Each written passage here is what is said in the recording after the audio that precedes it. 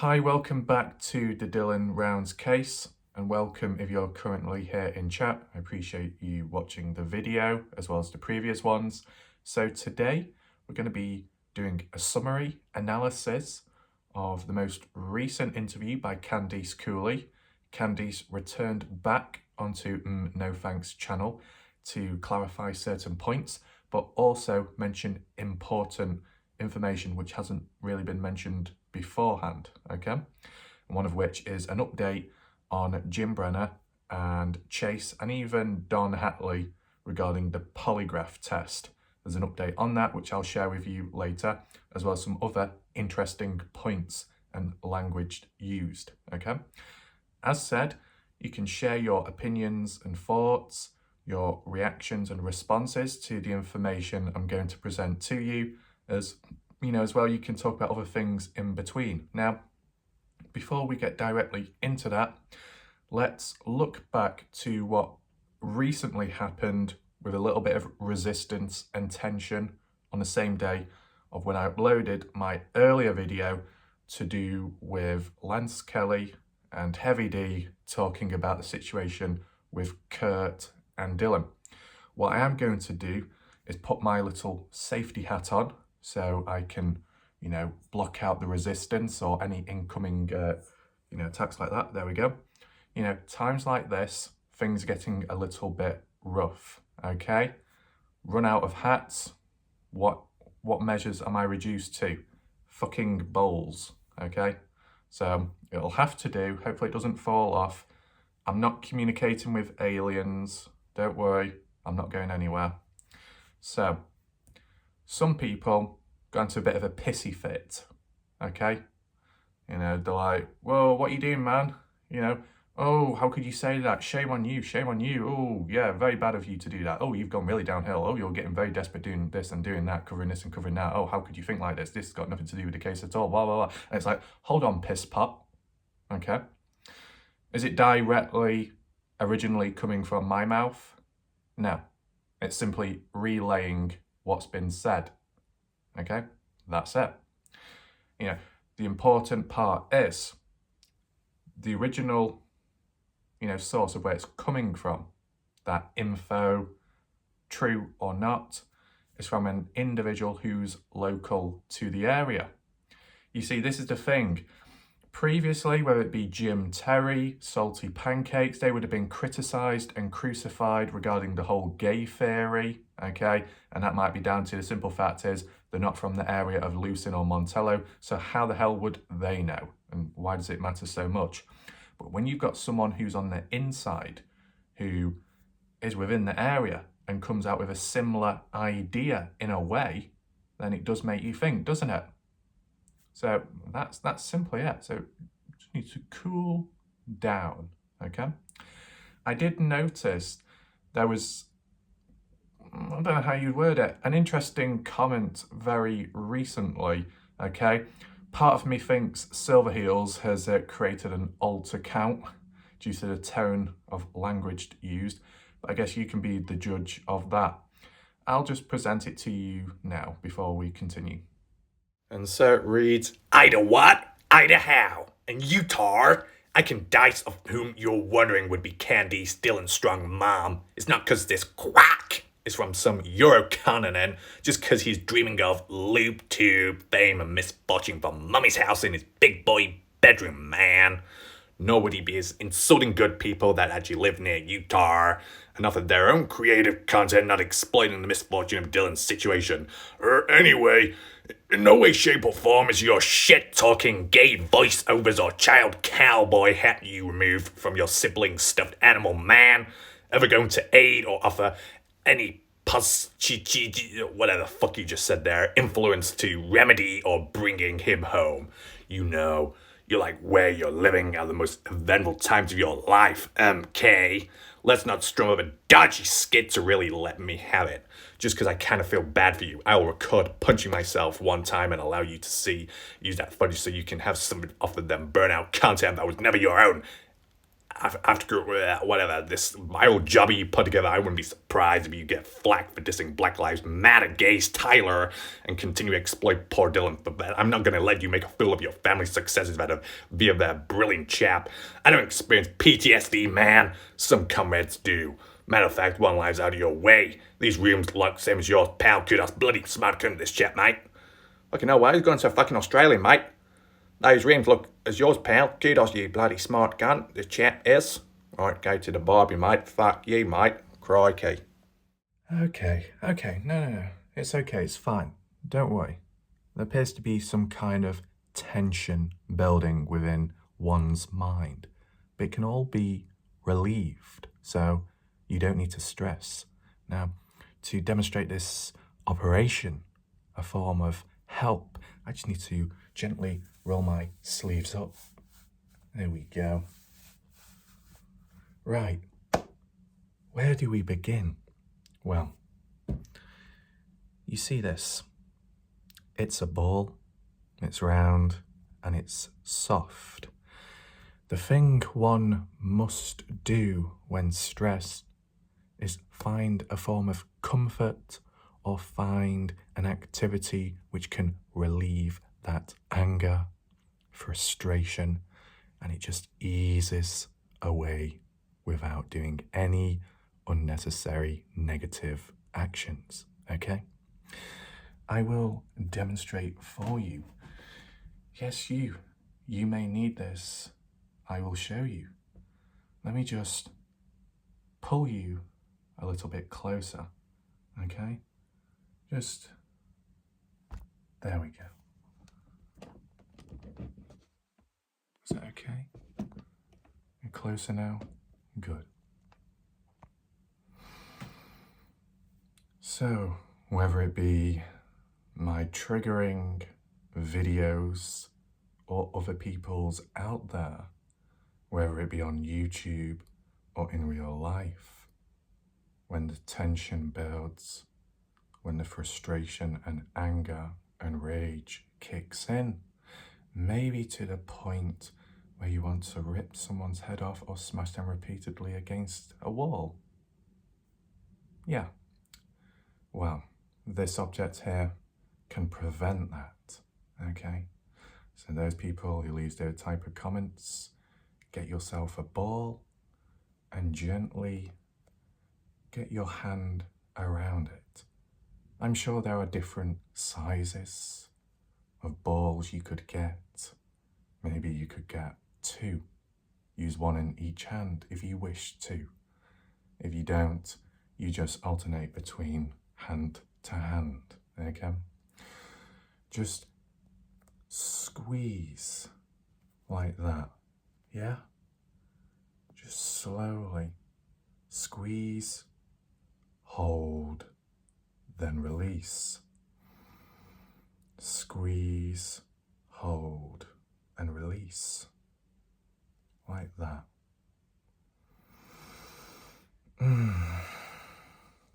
Yeah, really does help.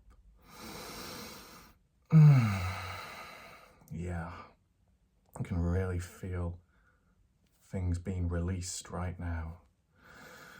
Ooh, I'm becoming a little bit warm all of a sudden. My face is heating up. Then again, it is kind of a workout, yeah.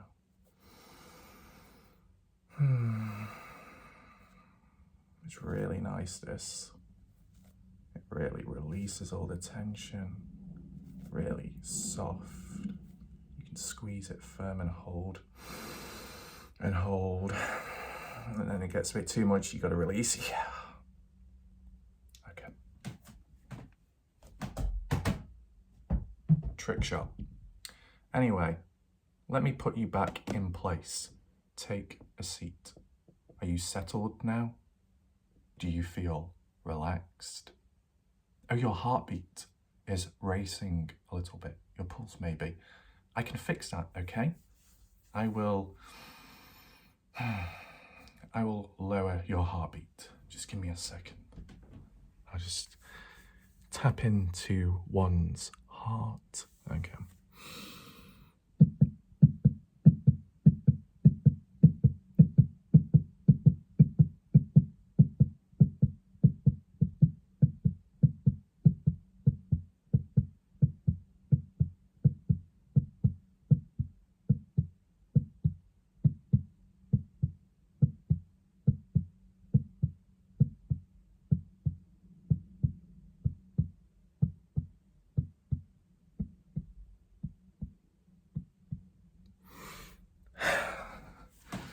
Now that should be under control. Now apologies for that slight detour into the video, but it was necessary, okay? I don't even know why I'm still talking in that voice. It attaches itself to me at times, okay? So, where do we begin? Well, what I'm going to do is list off key bullet points, like how we've done previously with the Mob Crew interview and the original interview with No Thanks with Candice, okay? Key points which I believe stand out. I'm gonna read them out and maybe analyze and explain some of them. You can leave your thoughts and responses to each one down below in the chat, okay? So, one of the first few points that was mentioned was about trail cams being placed around the farm area. Now, I don't know where specifically or how many. I mean, that does play a factor as well. They need to be in the right direction, looking at the right locations, and cover a range, okay? I know they've got a certain field of view, but, you know, I don't know if it can do a 360. And you think of the distance between the farm and the grain shed, you know, different locations, spread apart 5 miles, you do need more than one camera. But in terms of what Candice had to say about that, she was saying that the trail cams were placed down Wednesday or Thursday of the first week, so of searching for Dylan, okay?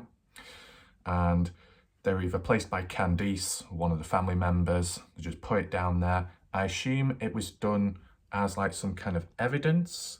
Now, back then, it wouldn't have been directly because of the police, okay? Because that was like the first week. They weren't to know what the police would get up to and how they would act and treat the case down the line, okay?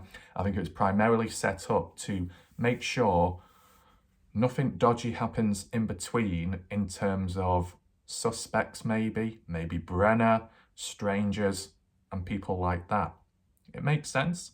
I don't know if trail cams, CCTV is set up normally when it comes to a crime scene. Then again, it might be other times there's already cameras set in place because it might be in a city, a town where there's, you know, surveillance. Whereas in Lucin, a ghost town, not much going on, there's virtually no cameras around. So I understand them setting it up all of a sudden, some kind of CCTV operation. Now, in terms of what was found and picked up, Candice responded and said, not much. Nothing dodgy, nothing strange. It was just picking up the odd few people recording in the area. Now, kind of an interesting point that. Does she mean general public visiting the area, the farm, recording for their own YouTube videos? Because if so, I assume that would pick up Salty Pancakes then, because he did go there recording. And the only reason why that's a negative thing is if there is that footage and it's still available, then that could be used depending the laws and depending how the family is. They do have bigger things and more important stuff to be focusing on, which is Dylan. But if at any point, you know, a dispute, some kind of revenge, or just some kind of argument or conflict, and there is footage of Pancakes caught on camera on the land trespassing, supposedly, then that video could be used as evidence to press charges maybe against Pancakes. It's a little bit dodgy, right, isn't it? So you just got to be careful how you tread on things. I know where Ty Corbin in recent time was going about saying pressing charges towards Pancakes and maybe No Thanks, something, you know, was it to do with slander, something like that. I mean, I don't know, that stuff will happen. I think if Dylan was suddenly found and it was kind of a positive outcome, maybe certain charges wouldn't go ahead. If Dylan was maybe found and it was his remains, then maybe charges would be pressed. In the meantime, though, I think it's just a lot of words. Not saying that they're not going to do it. I think they could, but as I said, there is more important things to focus on at the moment. In Ty's situation, out there searching with Lance, trying to look for Dylan. In Candy's situation, getting on with day-to-day stuff, but also thinking about Dylan and trying to get the word out and do interviews and all that. So they are preoccupied at the moment, but it'll be interesting to see what happens when things do settle down and it's like, is there any direct action taken then? Let me know your thoughts in the chat down below. Do you think anyone will get charged, arrested, any punishments? Not to do with directly Dylan's disappearance, but how people have handled the case or treated certain people within it. You know what I'm saying? I mean, when it came to on YouTube with an individual in the past that, you know, slandered me, created false impersonation accounts, sending dodgy links to people under my username, using the same profile picture to make it look like it was me. Then that was like making me look bad, look dodgy, look weird, strange. But it was ironed out in the end. Did I like press charges or do anything like that? No. YouTube dealt with it and then it was sorted, okay? So let's move on to the next key bullet point, okay? And it's to do with the check. So I believe it's specifically the check of $32,000 from Custom Farming in recent time from the way it's been worded. Or maybe it happened further back in the past and it was only recently, you know, put into the bank because Candice said that check was put into the bank, cashed in, whatever you call it, 10 days before he went missing, okay? So that kind of clears up a bit of that. Additionally, Candice also said that when it came to cash in hand, that didn't happen. It was always a check.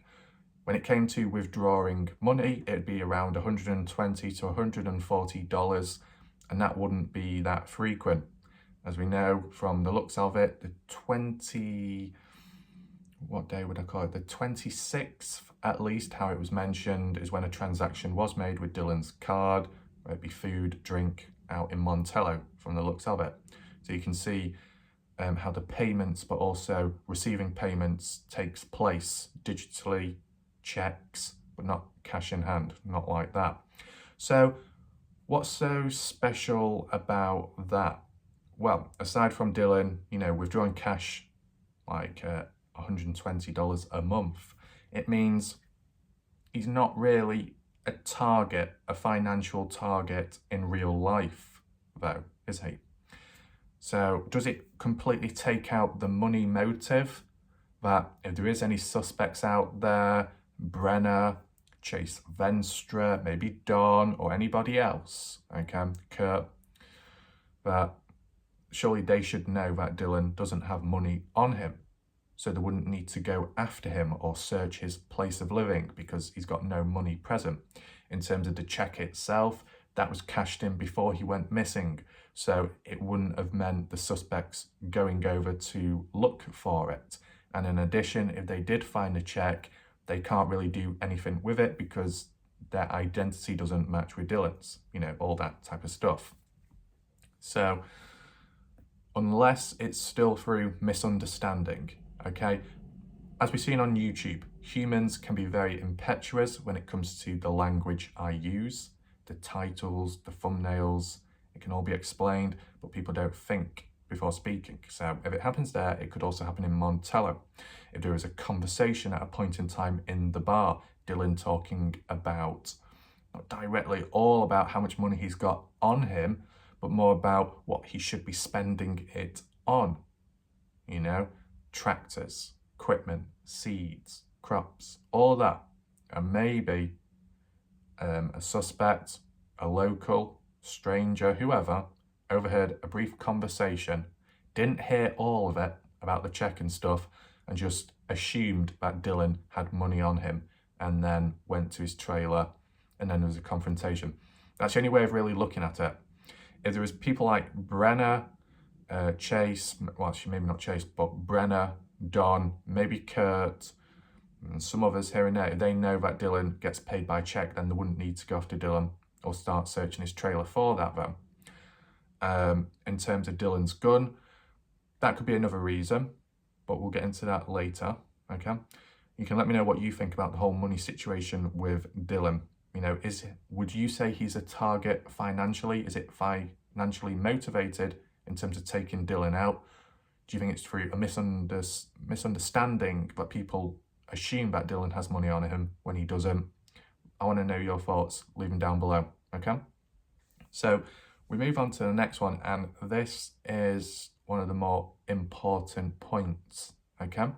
And this is regarding the polygraph test, also known as a lie detector test, okay? So what Candice said was Jim Brenner, Chase Venstra failed the polygraph test. So basically they lied. They failed. And Don Hatley passed. He was successful. He told the truth from the looks of it. Now the main question was, what did that polygraph test have to do? What were the questions? And from what Candice has said, it was to do with Dylan Rounds. Okay?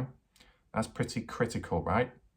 Originally, I was under the impression, before knowing, it was probably just to do with gun charges. Because, look, Jim Brenner, Chase Venstra, been imprisoned because of gun charges and not because of Dylan's disappearance. So I thought the polygraph test tied on with that. But with Candice now saying it is to do with Dylan, questions about Dylan's disappearance, all the stuff you could imagine in a polygraph test. And for Jim Brenner to fail, it makes him seem more suspicious than ever, right? The main suspect. But with Chase Venstra also failing, it makes you wonder, well, does Chase have some involvement in the outcome of Dylan's disappearance? Direct, indirect. He might know of something. He might know about Jim Brenner. And that's how it works. Jim Brenner could be the main guy, the one who was hands-on. Chase Venstra could be the witness or received information at a later point and knows about Brenner's behaviour or about Dylan, location of body, location of where he's been held captive. You never know, because if they were good and innocent, they would have passed, like Don, right? Let me know your thoughts down below. But this is the thing, although Don Hatley passed the test, there is a few weird contradictions which occurred previous, which is kind of suspicious, okay? Pretty suspicious considering how he passed the test, okay? More of that will be explained later on in the video as I refer back to that, so make sure to stick around, okay? So, yeah, that polygraph test, interesting. I know people in the past, before this occurred, were saying, we need a polygraph test, we need it now. And, you know, looks like it's taken place and we've seen the results. I don't know about the in-depth data, if that's available or not, correct me if I'm wrong, but maybe with time it might show. It'll be on another channel, possibly. Let's move on to the next point, okay? So, Candice said that, you know, with the whole farming situation, Dylan wanted cattle to run free. So I don't think to own, to look after, but moreover, maybe for land, for other farmers to put cattle onto, or just to pass through as a shortcut, possibly. And that can lead to renting out land for livestock. And then it means Dylan would make more money. So it just goes to show, just a small example of where Dylan's mind was at the time, wanting to expand, improve, and try and make more money with time and stuff. So it just shows he was focused and he's not messing around. He knows what needs to be done and how to expand. So, okay, just a little point there.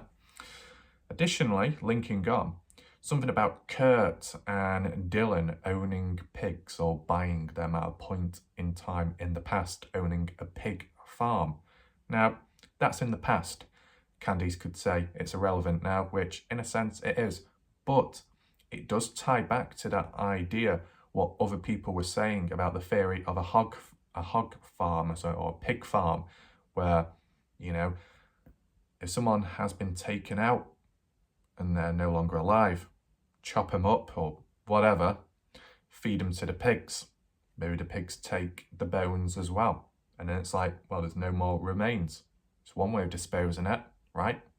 So if we know that someone like Kurt Wadsworth, who might still have that pig farm, or there is at least a pig farm in the area, directly owned by Kurt, Dylan, or handed over to somebody else, if those pigs are still alive, let's just say, then maybe Dylan could be there. You know what I'm saying? Now, as well, with time, it does make you think, okay, that, what do you call it, cooperation in the past with Kurt and Dylan.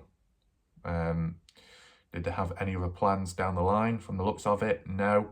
Could Kurt have been jealous or frustrated that Dylan wanted to branch off and focus more on his own independent farming, possibly? That's a sub-side section question, okay?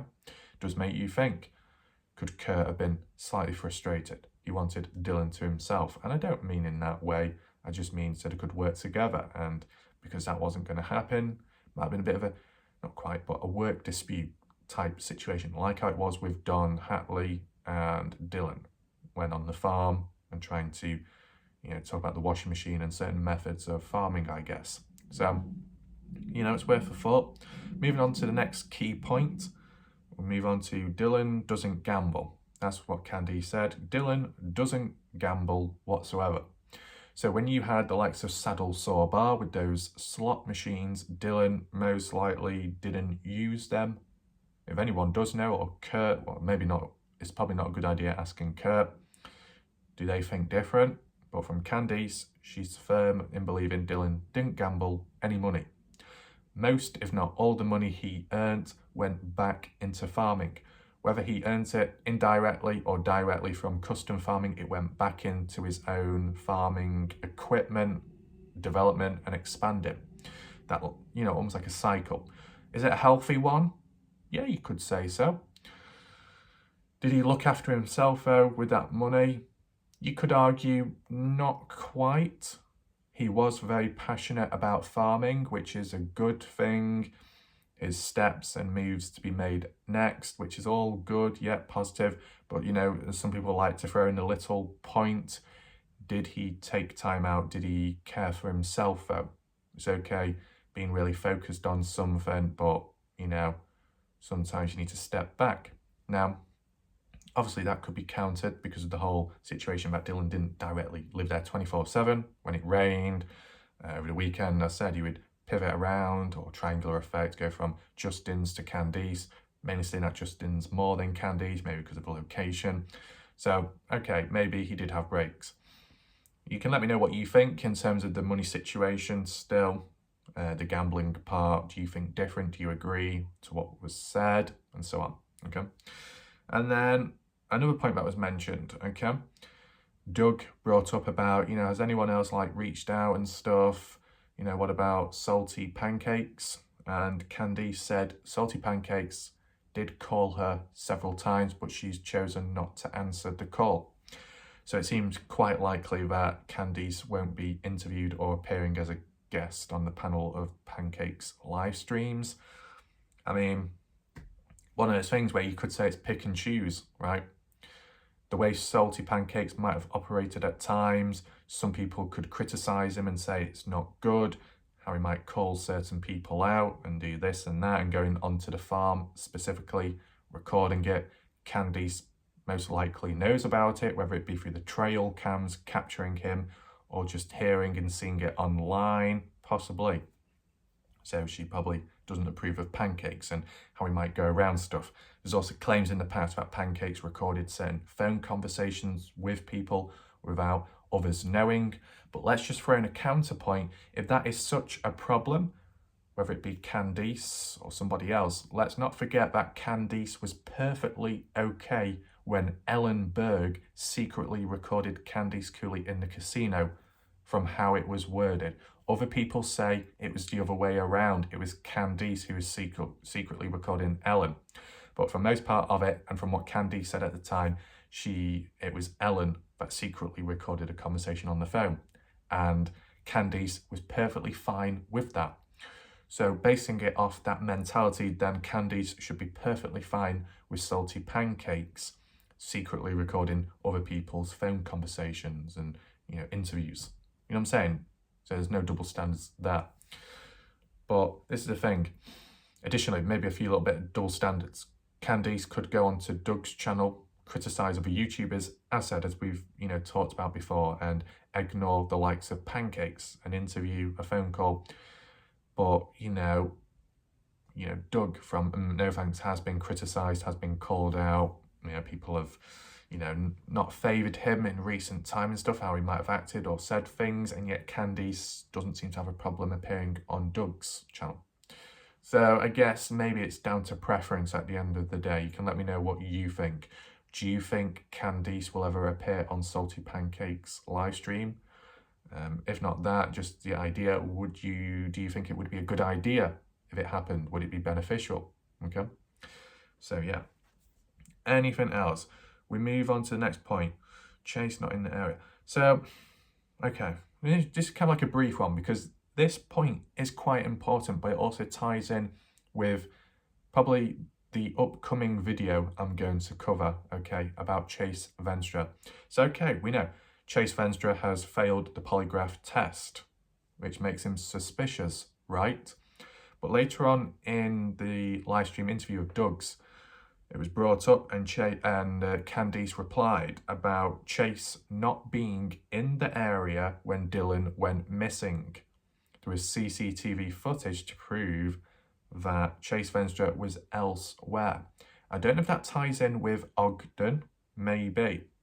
Well, I did hear a date, the 25th. It was the 25th Chase Venstre was in Ogden, okay?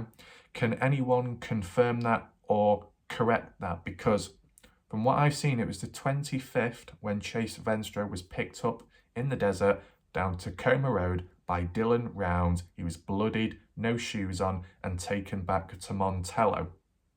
Where was his vehicle? Was he in the correct state physically, psychologically, to then on the 25th, same day, to go on to Ogden to buy pizza and stuff? Is that what happened? Or did Chase go to Ogden after the 25th, like the 26th, 7th, or 8th, or 29th? Let me know your thoughts if you can correct it. Did Chase Venstre, who was mentioned by Candice Cooley, caught on CCTV in a different area at the time of when Dylan went missing, was that in Ogden or was he elsewhere? Let me know if you can. I would appreciate that, okay? Whether it be in the chat right now or in the comment section, just let me know if you wish to, because it will help and it might tie in certain things or at least separate stuff so we don't have confusion in the next video. It's quite important, okay?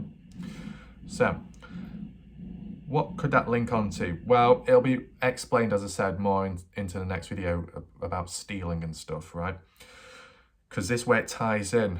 After that point was mentioned a bit later on, Candice mentioned that there was an interesting event that took place and it was on a Tuesday night. Now, I don't know what Tuesday night that is. The first week or second week of Dylan going missing, who knows? The date wasn't directly given. But Candice said on a Tuesday night that Elko County, not Box Elder County, but Elko County, who aren't as corrupt or not corrupt at all, okay? Elko County on a Tuesday night was called out to try and find Chase Venstre, who was stealing stuff. They didn't find him, but returning back to town, which I assume Montello, they found him. I don't know what happened after that, whether he was arrested or not, but it makes you think this, a Tuesday night, most likely is post Dylan's disappearance. He's stealing stuff. What is he stealing and where?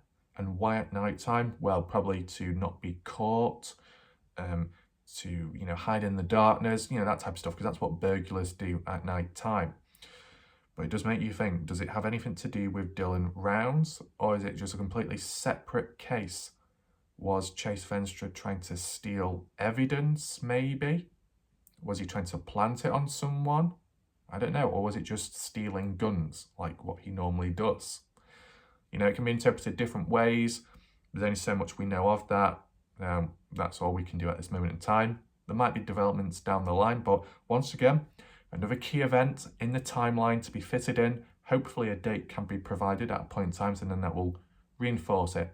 It might tie in with a previous date or a future one, the day after or two, okay? So, aside from that, in terms of military, We're talking about satellite images, okay? I know people say, oh, 2019, it's not good. It's not good enough. You should be doing 2022.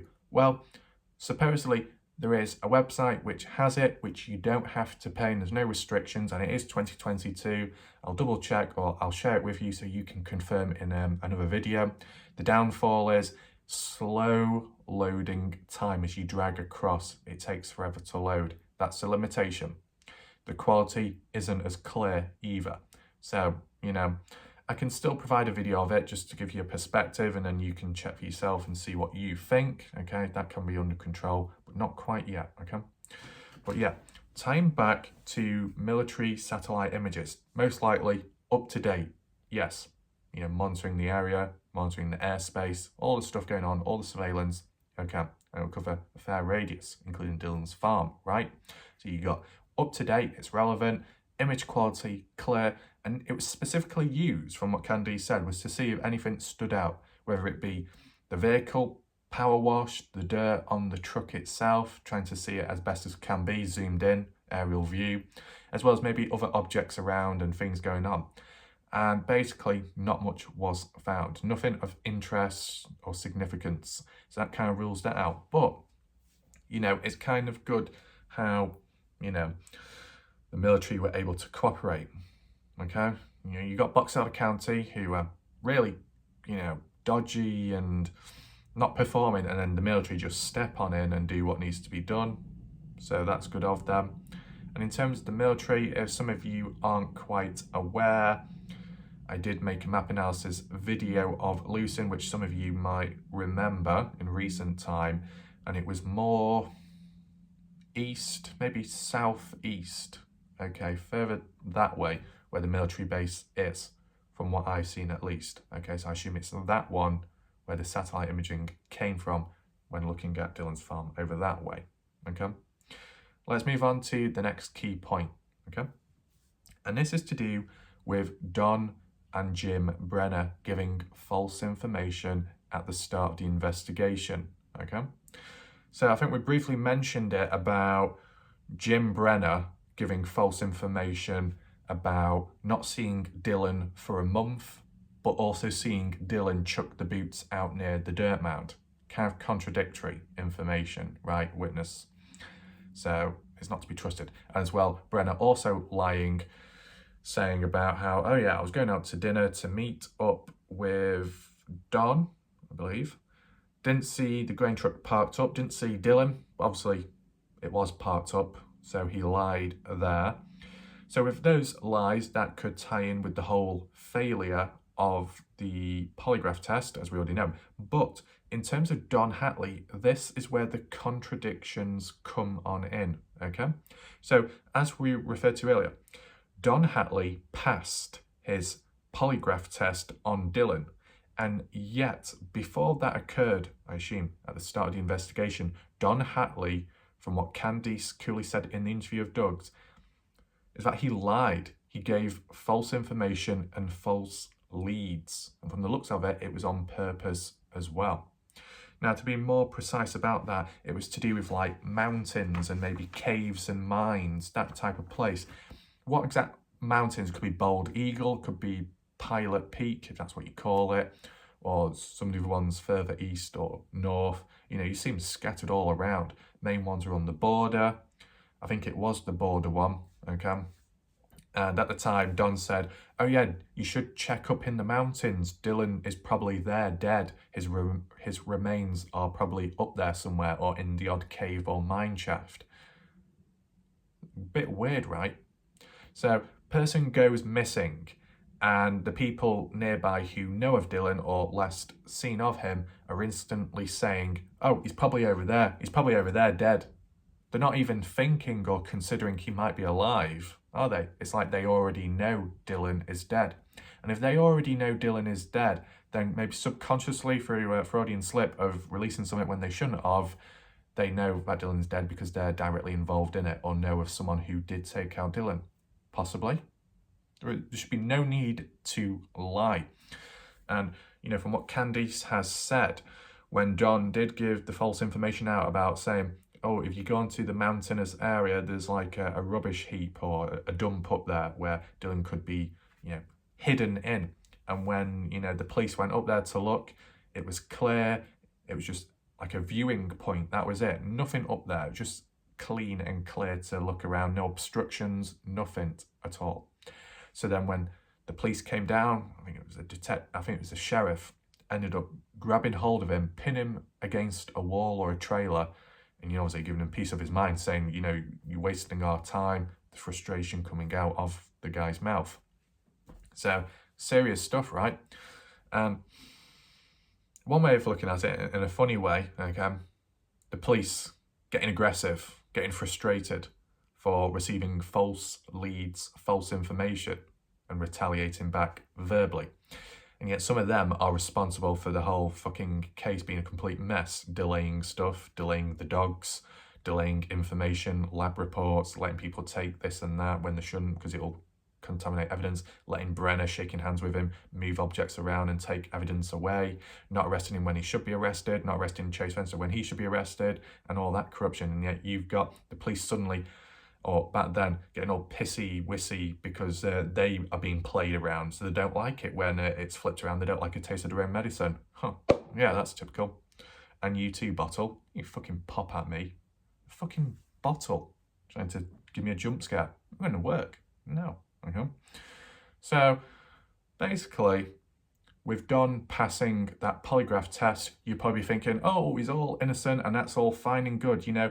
He's friends with Dylan and stuff, he's worked for him, so he's not going to cause any trouble, and there's evidence to prove that he's not dodgy or hiding or lying about anything. But how do you go from lying originally and also expecting and demonstrating that Dylan is already dead and you already know that, to then passing whatever the polygraph test asked, which could be, do you think Dylan is alive or not, or do you think Dylan is here or there, and then they might say something else and then it turns out to be a lie or pass, whatever. Weird. One thing to another. There wouldn't be any need to lie, right? So why did he back then? Was it to indirectly assist for somebody else to be able to have enough time to then move evidence around, like Brenner, possibly, delay things, drag stuff out, send people on a wild goose chase? Maybe. And obviously Jim lied as well, and he's the main suspect, so why isn't Don H? That's just because he passed a polygraph test, so I guess that excuses him. But still, something dodgy must be going on somewhere, in my opinion. Can you let me know what you think? Might do a poll. Yeah, I'll do a poll now. So, despite Don Hatley passing the polygraph test, do you think he is innocent? Or, with knowing about his previous lies and behaviour and language used, do you think he could know of something somehow? Let me know. Now, to tie on in from what Candy said firsthand from what she saw, I don't know if this was directly to do with Dylan's farm in the meantime or Don's own farm, because as we know, Don seems to own a farm himself. But one of the quotes or so was Don shouted and screamed at Candy, saying, I have to run this farm and all alone and stuff, and that, put Dylan in the past tense from what Candy said. It was basically worded as, Dylan's not around, I've got to get on with things, I've got to do the work and put all the effort in and maintain stuff with or without Dylan and stuff, okay? So in Candy's house, she must have interpreted it at the time, and maybe other language was used which wasn't recorded. Basically, it's as if Don has accepted that Dylan is dead, not coming back, and that was demonstrated from the very start, as we just mentioned before. And it's like, why is he getting angry? Why was Jim Brenner getting angry, aggravated at the time of the search and rescue and the police being around his area? He didn't like that. So is Don doing the same thing, getting a bit angry, a bit frustrated when there's a family presence nearby him or Brenner? Could be. Sometimes getting angry is a defense mechanism. So maybe there's a deeper meaning behind it. You can, leave your additional thoughts to that about Don and so on down below. But for now, let's just move on to the next point, okay? Kurt as well. receiving that psychic information, false info, reporting it to, the family and so on, then it leads to a dead end. So you see a pattern. 3 individuals who are either friends or / worked for with Dylan at a point in time, all claim to know him in a way, but all seem to give false information out to either delay the search, to drag things out, to cause misdirection. Does make you think, doesn't it? When it's more than one person, it's like, oh, is there some kind of group dodginess going on, a group activity, some kind of group pact of keeping quiet or looking out for one another? It does make you think. Anyway, let's move on to the next little point, to do with the pressure washer. Now, some people say it was pressure washed, power washed. Other people say it wasn't. You look at the traces of the mud and dirt on the sides of the vehicle, it looks like it was pressure washed. And the bumps, sediments, grains, lumps on the ground, looks like that too.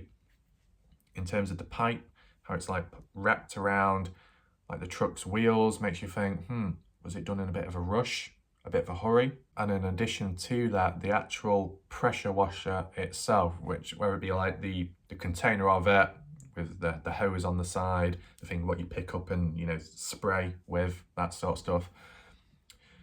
From what Candice said, the actual pressure washer wasn't at the truck. The pipe and all that was, but the actual pressure washer was down at, where was it? The irrigation pond, okay? I don't know what is the irrigation pond, if it's got anything to do with the pivot of Dylan's or not. I have seen a number of ponds within the area.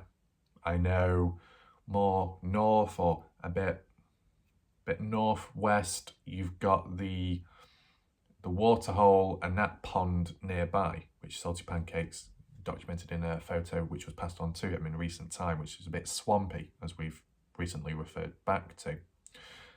Don't think it's that. There is a pond at Dylan's place of living, his trailer. There is a pond there, so maybe it was referring to that. Either way, what was it doing there? Was it taken down to fill up with water? But then again, why would you be using pond water?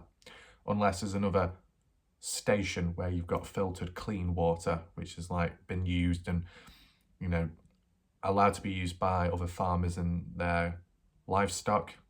If it was more to do with that, the whole irrigation thing and actual pure water, then maybe that's what was used and filled up with. But when you look at the order of events, okay, so just take this in mind. Dylan's truck supposedly didn't move.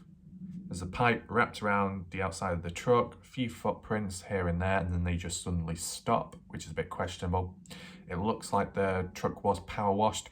Not effectively though, because under the wheel, there is quite a bit of dirt building up there and maybe around the outer skirt of the car. So not exactly a good job. Maybe one was in a rush. So it occurred, it took place, it was washed down, there we go. Was it locked at the time? I don't know.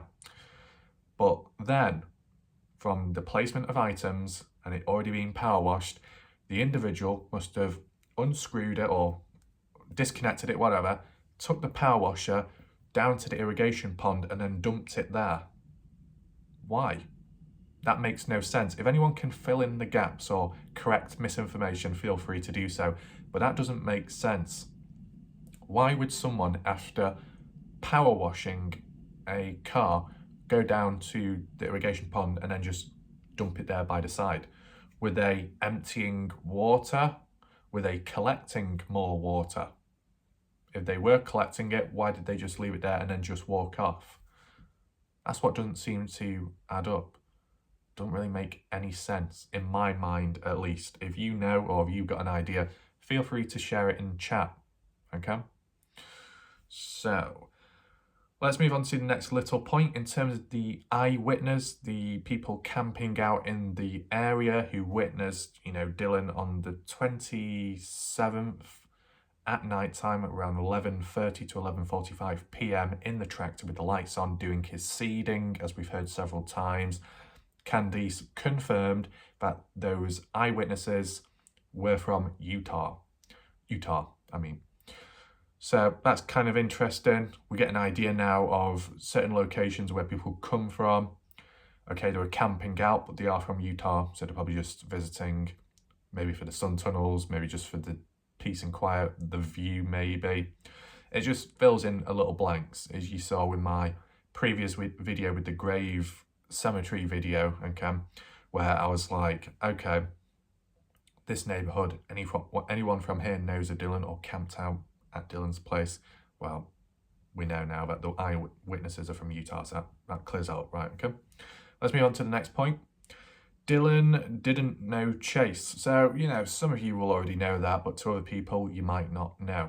Okay, there was an interaction, I believe on the 25th, where, as I said, down Tacoma Road in the Nevada, across the border in Nevada, Montello, Tacoma Road, Dylan driving down for whatever reason, coming or going from Lucin, who knows, comes across Chase, but at the time didn't know it, so that's why he referred to Chase as a crazy wild man.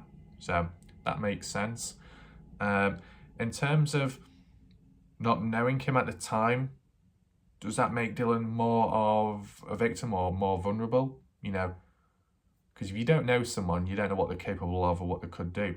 And if Dylan was willing to help that person out, even though Dylan is a good person and helps people and people might help him, that can lead to naivety and getting screwed over or getting into serious trouble and danger. Now, maybe with Chase Venstra, especially with him not being in the area of the time of Dylan's disappearance, there's no link there. But it's just that concept of if Dylan was trusting enough at that time to pick up Chase Venstra, did Dylan after that come across anybody else who he trusted, which backfired on him? You know what I'm saying? It's worth taking into mind. The only other little side note is Chase Venstra does have a son, and that son did work with or for Dylan in the past, but Dylan wasn't aware the son's dad was Chase Venstra, okay? So you wouldn't really know. So that kind of just explains that, but it also leaves that point out saying, if there's enough time, I'll add another poll in right now, okay?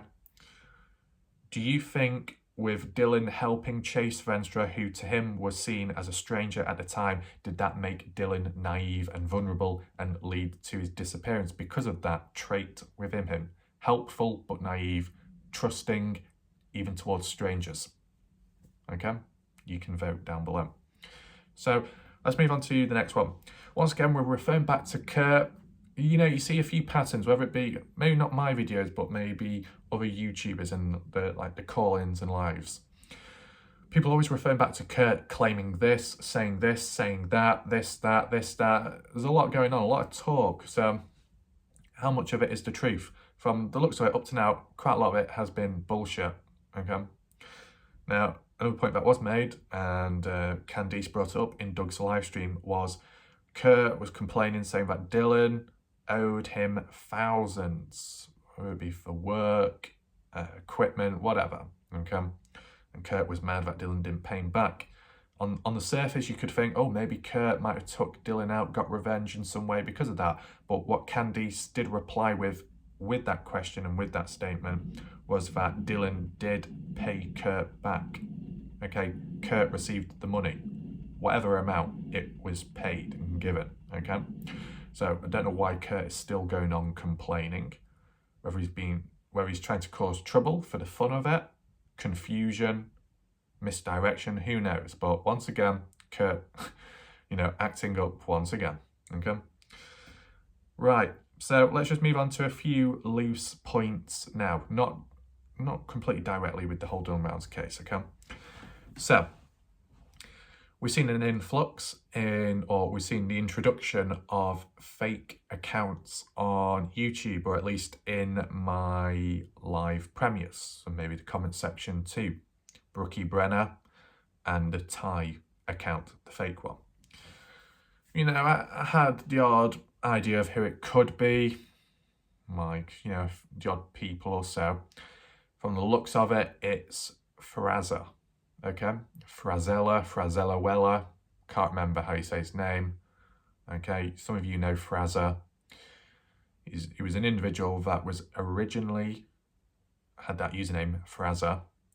His profile picture was either an anonymous mask or some kind of anonymous mask, but with a neon bluish green type colour, if you remember. He was originally a member on my channel and he liked using the UFO emoji and wanted a pyramid one too. That's just a little bit of backstory behind the individual. Brought it up yesterday and he said, oh, it might be when I said, oh, you Fraser. You could be thinking, okay. It's only because he has done it before. So switching and changing. 1 minute he's pretending to be Cleo, the playful witch, okay, changing to that username with that profile picture. I think he might have impersonated me briefly and then maybe somebody else as well. It's harmless fun. It's not really causing any trouble from at least my point of view. It's understandable to other people. It could be problematic. We'll see how things play out and what goes on. If it gets serious, then we'll review things. But for now, it is what it is, okay? Don't know what's going on, but, you know, maybe all kinds of things behind the scenes. So just wanted to let you know. So like the Brookie Brenner account and the Taiwan are associated with Fraser from the looks of it up to now. If we do see any other dodgy accounts coming in, we know the situation, the patterns, the trends, okay? I saw it extensively in the Kenny Veach case, adapted. Same can occur here with the Dylan Rounds one. If anyone's got a problem, under control, okay? So next point, linking on to Brookie, the real one, also known as Blues Clues now, okay? Just referring it back about Candy saying from what she knows of, it's unlikely that Brookie did call Brenner, meet up with him in some way and has information from him. It seems unlikely, but if Brookie does know something, she needs to reach out to the FBI, to agents, to whomever, okay? Straightforward. Now, from the looks of it with Brookie, she stepped back from commenting on live streams, mainly Doug's and maybe the odd other person, in terms of her actual content on her channel. It's more to do with the Kylie Rodney case. The one critical point I put forwards, and I don't cover the Kylie Rodney case at this moment in time, maybe I might in the future if it's still ongoing, okay? I don't want to keep switching and changing too much or it'll become disruptive and inaccurate, okay? But towards people of the Kylie Rodney case, okay? Whether it be people suddenly coming in now from that case onto the Dylan Rounds one, or if you are currently watching the Dylan Rounds case, but you've also, you know, moved into the Kylie Rodney case in recent time, whichever way, maybe it's worth passing on the message and spreading awareness about Brookie. Because if Brookie is the type of person, that female fanatic, to get obsessed with killers and cases, to be a bit dipsy and mess around and not, you know, going hard and be truthful and basically waste time, spread lies, she might replicate that in the Kylie Rodney case. Now, I don't know too much about the Kylie Rodney case. I heard that she was found in a car in the back seat and it was found in a pond or a lake or a river, something like that. Now, if it's to do with a killer situation, there's a killer out there, or there's someone that knows, you know what probably will happen? Brookie, who's currently covering it, will probably reach out to a Kylie Rodney YouTuber covering it, doing the live streams. She'll probably come in, do a call in and say, oh my God, I know information about Kylie Rodney. I've been speaking to a key individual who knows some information. That's what will probably happen. So it'll lead to wasted time, false hope, trust issues down the line. I can predict things, okay, to an extent. Once I predicted that person who I was friends with in the past, within a 5-year period, without really any information or evidence, but just actual thoughts and feeling within exactly what they were going to do, and all they could say was, sorry, I'm right. You're right. That's exactly what I was going to do, okay? So I've got a bit of background, you know, adaptiveness and predicting certain things. Now, with me, I can only predict negative stuff, okay? I can't predict positive things, That's just the way it is. That's the way I'm built, okay? So with the Kylie Rodney case, I wouldn't be surprised if Brookie comes on in, starts expanding and then coming out with all this information, and then it becomes dragged out, false hope, and a mess, just like with the Dylan situation. And then once it backfires, or once she's had enough, she'll move on to the next case and the next case and the next case. That's what will probably happen. So if anyone right now that is watching this video who also looks at the Kylie Rodney case, or knows of people that watches the Kylie Rodney case and is invested in that, maybe it's just worth spreading awareness. And no, not like the degenerative other humans, how they act in Petra's, not start a witch hunt, but just to simply spread the word around that there's a dodgy individual out there who claims they know information when they don't, from the looks of it at this moment. So just be cautious if they do come across you, if they do say stuff, don't directly believe in what they say immediately. That's all, okay? Do you think that's a good idea? Well, if you think it is, then feel free to spread the word if needed on a neutral scale. No witch hunt, okay? Right, final point, and it is linking back to Candice Cooley and certain developments, and it's to do with the use of equipment. Okay, we've heard recently how the SBI have come in place, and then some of the counties, police ones, but also reassessing evidence, information, just checking for clues, reanalyzing, using different equipment now, which they didn't have back then. And I think that ties in with the one on Doug's live stream 2 days ago, where Candy said they're going to be using ground penetrating equipment, probably the radar thing, to detect stuff in the ground, I assume, or maybe some kind of objects. And that will be used at some point in time. So who knows how successful it will be, that, whether anything is found or not, but, you know, some kind of progression. It does make you think, shame it wasn't used at the very start, if it was present or not. But yeah, I guess time will tell regarding that, and as well, all the other information and developments going on. So I think that's it for now. That's all the main points I believe that stand out to me. Leave your thoughts down below if you have any other information, any questions, any theories. You can list them down below. Okay, so that's it for now. Thanks for watching. I'll see you next time, and goodbye.